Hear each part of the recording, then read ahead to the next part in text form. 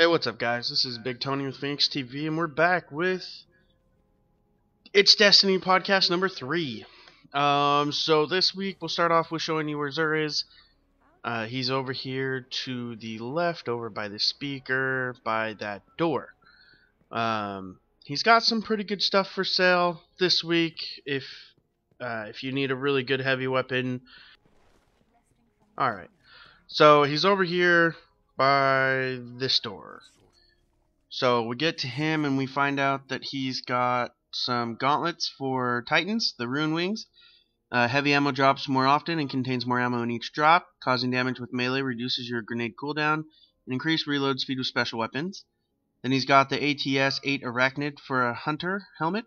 Causing damage with a grenade reduces your melee cooldown. Replenish super energy when you kill an enemy with a grenade. And your golden gun zooms in for accuracy when aimed. Then he's got Obsidian Mind helmet for the Warlock, which increases grenade throw distance, increases super energy gained from killing minions of the darkness, and Nova Bomb kills reduce the cooldown of your next Nova Bomb. Then you have Thunderlord, which is a great weapon, great arc weapon. It's kind of fun too. Mine, I don't know if they all do, but mine has a perk where sometimes when you kill a guy, it'll send out an electric shock all over and kill a bunch of guys around him. You can also get the helmet engram. I like to get those and save them for the next update to hopefully get some good stuff. Then you see all the telemetries he's got there, and of course the heavy ammo synthesis. And like I said last time, definitely get those heavy ammo synthesis. It's awesome. It's cheap. I mean, one strange coin for 5 of those. It's freaking great. I didn't know he could do that. I didn't know he could wave to you. So that was pretty exciting. Tried to dance with him, but somebody, came up, tried to point at him, that didn't work. And then I just ended up waving to this guy. So anyway, he will wave at you or kind of bow to you. That's kind of cool. So yeah. So now the video you're going to see is of me doing a exotic bounty for Pocket Infinity. I'm going to do part of it with my Hunter, and then I got to switch over to my Titan because he's got some of it as well. But you kind of see what you have to go through. As for the updates this week with Bungie, so in their weekly update, they put a number out, 400,000. Now, if you remember last week, we talked about the shirts to help Nepal with their big disaster that they had, and all the proceeds would go to that. $400,000 is what Bungie has raised so far through the selling of their shirts. So that's freaking cool. So if you guys donate to that, way to go. You got a cool shirt and shaders and stuff coming your way. So that's awesome. And then I guess we can just jump right into it. They kind of tell you what updates are coming. There's going to be another update on May 12th, Tuesday, May 12th. It's update 1.2.0, and it'll be sometime around 10 a.m. Pacific time, and that's basically the final preparation and world changes for the House of Wolves. And then on May 19th, of course, you're going to have the 1.2.0.1, which will come around 10 a.m. Pacific time, and it's the final delivery and activation of Expansion 2. So you can keep an eye out for those official patch notes and whatnot when they release. And they show kind of a cool graphic this week. They have a graphic of how many people are playing, and then like what happens when they shut everything down to update, and like everything just kind of drops off. So they have this bar that's going up and up and up, and then all of a sudden it just drops and flatlines completely. And then a little while later, it jumps right back up. So as soon as it's available, there's tons of people playing. So that's awesome, guys. Keep this game alive. I freaking love it. So I hope you do too. And if you're listening to this podcast, most likely you do love it. So that's awesome. So I'm just going to jump right into it. There's not much else to talk about except for their Twitch reveal this week was, again, in the House of Wolves. And it was to reveal the Prison of Elders and what that is. So once again, this is another end game activity, and it is it's for 3 people. So, and who we had this week, they had on Deej, of course, the community manager. They had Matt Sammons. He's the lead designer of the House of Wolves. And then they had a Twitch personality, Professor Broman. I don't know if you guys watched him. I personally haven't yet. I need to, though. He seems pretty fun. Even within the first few seconds, he was super pumped to see everything and jump right in there to check it out.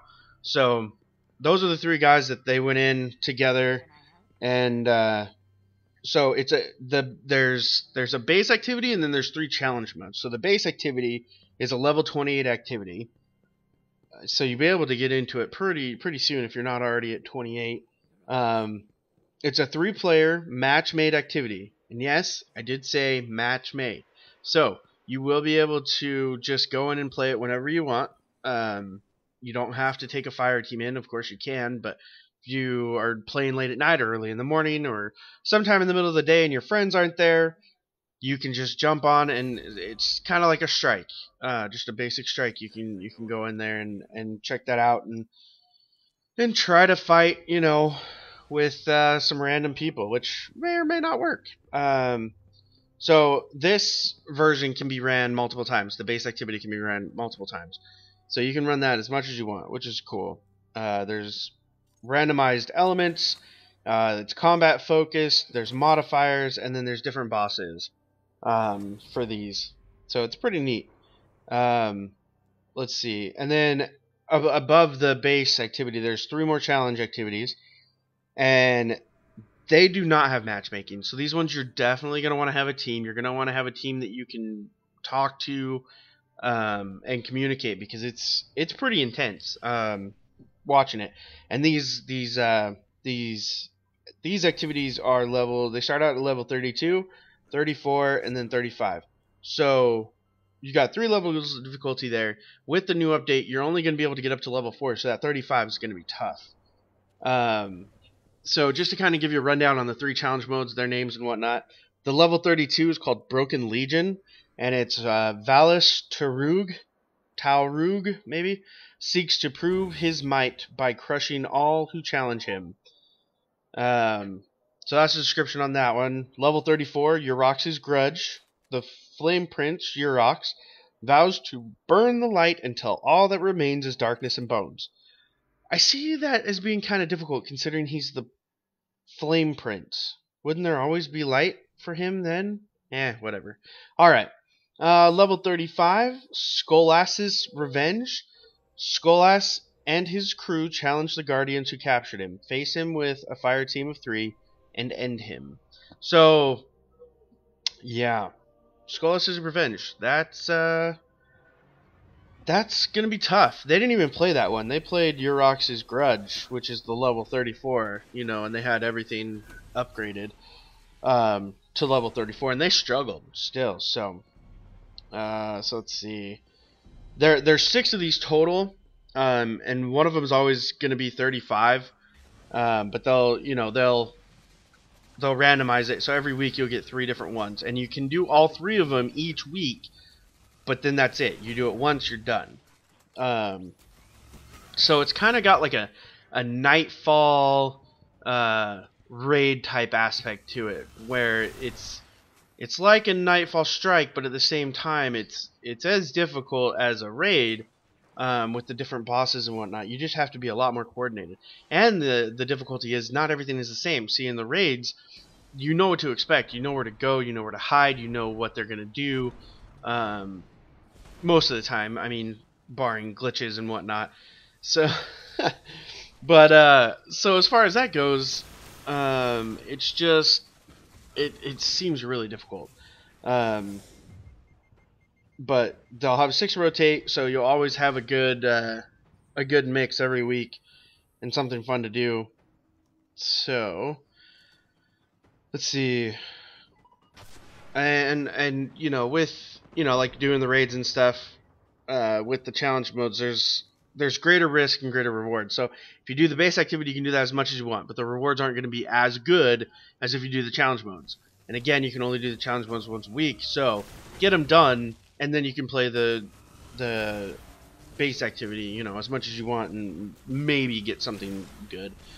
So they went into Urax's Grudge, and they got to the end of it finally. I mean, it took them a while. Like, the whole stream was an hour and a half, and most of that they were playing. So, they, yeah, but they ended up dying. It was pretty intense, though. I mean, so you go into this one chamber, and then there's a bunch of doors around you, and then Varix will talk to you through a servitor head.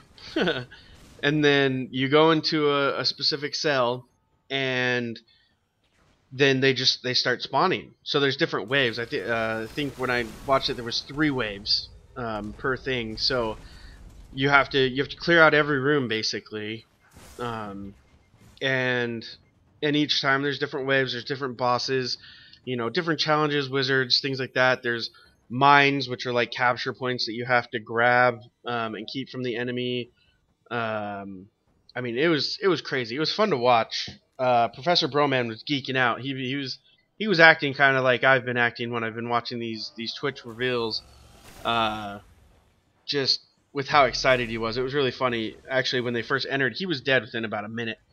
Just because he was running around. They did get to a point where they were starting to work together and whatnot, but that very last area, they couldn't beat it. So I'm excited. I mean, I'm watching these Twitch reveals and everything, and I can't believe what they've done. I was worried about not having a raid, but after seeing both the Trials of Osiris and the Prison of Elders, I think this is going to be awesome. I can't wait. Just so you know, I will be on all day on the 19th. So I'm going to try to stream. So if you want to see that, you can definitely, I'll put it in the link below. Come follow me. I don't have a really good schedule right now as far as streaming goes. My life's kind of hectic with my work schedule, and you know, I have a family and whatnot. So definitely follow me. And when I get on, you know, I usually try to get on for a good couple of hours and just stream whatever. I don't really have a specific thing. Destiny is a good one, but definitely on the 19th, that's all it will be. So come check me out on the 19th on Twitch. Again, I'll put the link below so you can check that out. And tell us what you think. I wanna see what you guys think about the Prison of Elders and the Trials of Osiris. You know, comment on those. If you haven't watched those other podcasts, please go back and check those out. This is our 3rd one. I'm really excited. It's gotten some pretty good view counts and whatnot, so people are watching it. This is great. If you guys have any questions, leave a comment below. Let me know. If you ever want to play with me, my gamer tag is D3V1L space MAN, so Devilman, just with the 3 and the 1 being the E and the I. Alright, and as far as what's going on the video here, so basically what we had to do with the hunter, sorry I didn't explain any of that, I needed some kind of video. Anyway, with the hunter, I had to go find the ghost, I had to turn some stuff in, and then I got to the point where you have to disable or destroy 3 or 10 fusion rifles. Luckily, I already had this bounty on my Titan, and I had already had 7, and I had 3 more fusion rifles I could destroy or dismantle. So that's what you saw there. That's why we're on my Titan now. And so then after that, once you do that, then the next thing is you have to go into the Nightfall activity and you have to kill 200 guys. So 200 guys is a lot of guys to kill. I did not grind it out in this video. I'm not going to make you watch it all. So I probably cut to the parts that were interesting, and I died a couple of times and figured that's enough. So kind of a short podcast this week. I apologize, but I'm super excited about the Prison of Elders. I think it's going to be awesome. The House of Wolves releasing on May 19th. Definitely check it out. Hopefully you've already got the season pass. If not, you know, get your hands on it for sure. Because it's going to be pretty awesome. They seem to have put a lot more work into this one, and that's not to say the Dark Below wasn't bad.